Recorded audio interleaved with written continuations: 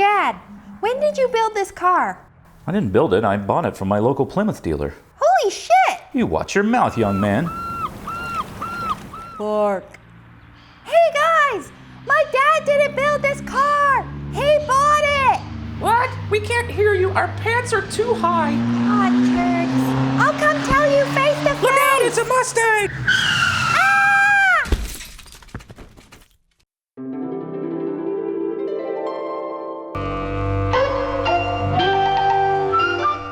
Hello, Timmy. I'm your dad's car. I heard you were talking shit about me. I just asked him when he built you. I know what you asked. I just said I heard it, didn't I? You don't have ears! Shut up. Listen. Shut up again. Not important. Listen. Building cars is for the professionals at the Chrysler Corporation, not for random people. But isn't the Chrysler Corporation made up of random people? No, we are all special. Special, amazing people from Detroit, which is an economic powerhouse that will last for all eternity. That seems like a pretty... All eternity! Now listen, don't you go around spreading the idea that anyone can build a car, or we'll have a Mustang run over your family. Why does it have to be a Mustang? I like Mustangs. Shut up a third time completely. Now go back to your dumb life already, because this is a dream, I guess. Timmy, wake up. Dad, I dreamed your car was a jerk. What? Gee willikers, how can that be? It threatened me never to talk about regular people building cars. I think you were just having a rotten dream. Cars don't talk. Also, your mother and I have been feeding you a lot of LSD. LSD? Yeah, it's trippy stuff. Your mother and I just got into an hour-long argument about Lyndon Johnson with the carpet. And look at the dog. Oh God, where am So, I guess regular people can build cars then. How should I know? I'm on drugs!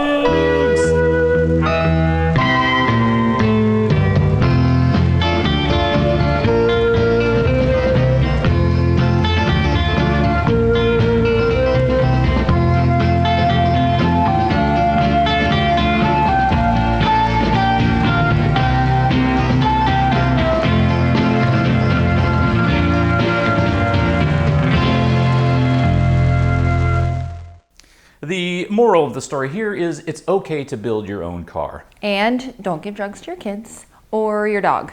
And watch out for Mustangs. There were a lot of morals. We've got to protect the public. Let's work on our car already. Okay. Now, on this episode, we do a couple of things right, but others a bit less right. More like significantly less right. Okay, significantly. To start, we're going to install the Miata gas tank on the Exocet chassis, but it needs a little help to fit.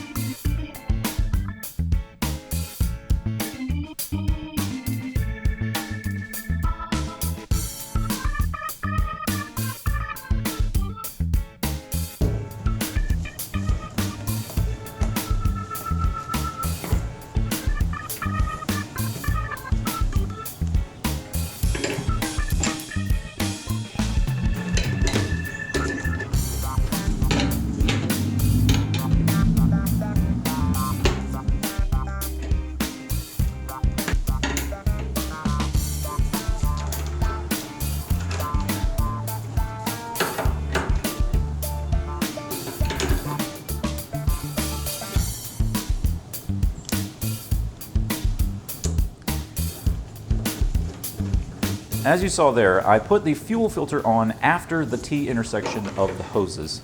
But after conferring with the Exocet users group and the Gandalf of Miata's Keith Tanner, we moved it to be only on the pressurized side, as you can see here. The filter is directional, and there's really no reason to filter fuel coming back from the fuel rail into the tank. Yeah, it's like the fuel line version of running up a down escalator. Yeah. Running up a down escalator, wasn't that one of Led Zeppelin's later albums? Beats me. I checked out after Physical Graffiti. Fair enough. Well, when editing the video, I found this clip of me apparently threatening to use a propane torch near the gas tank. That would be monumentally unsafe. Yeah, it would.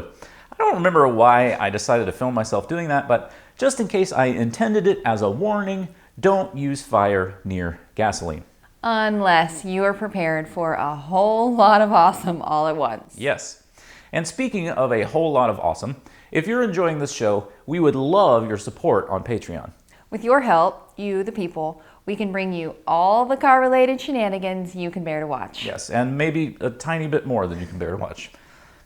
We've had a couple of offers for other projects to work on, and we'd love to say yes, but for now, we just don't have the money or the space or the time. But it is exciting to be thought of, and maybe later on we'll be able to grow. Yeah, that'd be great. Well, for now, let's work on the other end of the fuel line up at the front of the car.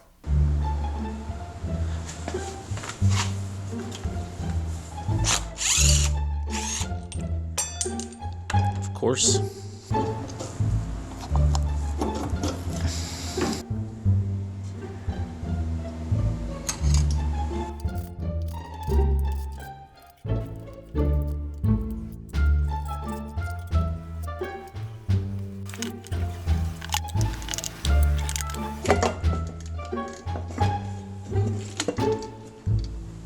Unfortunately, we thought we wanted to run the fuel line as a straight shot to the fuel rail.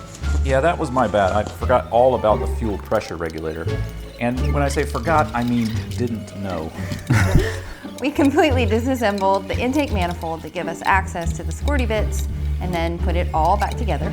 And then took it apart again, replaced the stuff we removed, and hooked it up the right way. Or at least we currently think it's the right way. That little snafu aside, we turned our attention to the clutch and brake lines. We bought a stainless steel clutch line from Exocet for 2 reasons. First, it'll save us making a line, and second, stainless lines look fancy. Yeah, and we want as many shiny parts as we can get in the engine bay to draw attention away from the stuff that we've done wrong.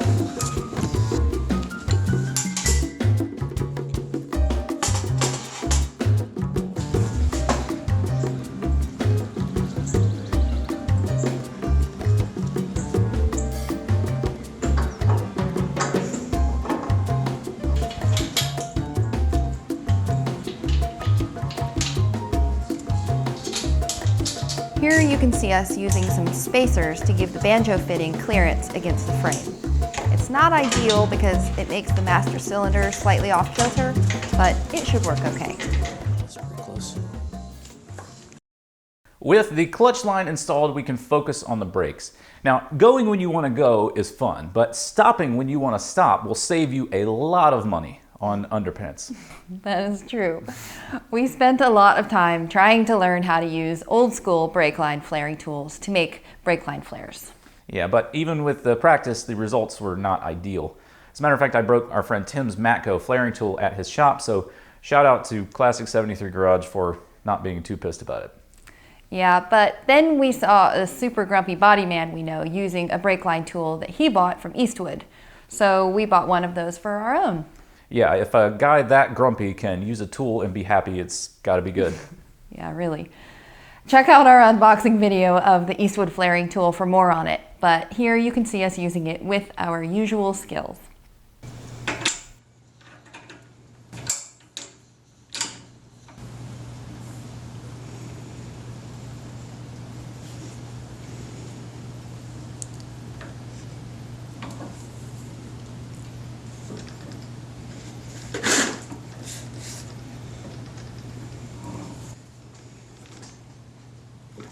Okay.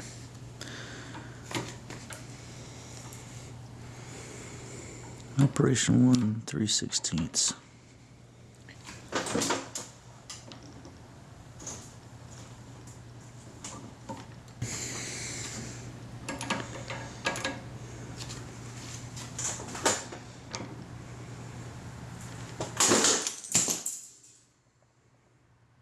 Broke the vise. Yep, that was our light duty vise breaking. Sorry, little vise. Yeah. But full marks to Home Depot for letting us return the broken vise. We used the credit to get a medium-sized one, which we bolted to the workbench. And we haven't been able to break the new one yet, but give us time. Yeah, we'll get there. And now, here's Megan recovering quickly from the excitement of the busted vise to comment on camera work. Great crotch shot. Come on, babe. This is a serious show. My bad. Okay. Okay, let's make a brake line flare without Catastrophe this time.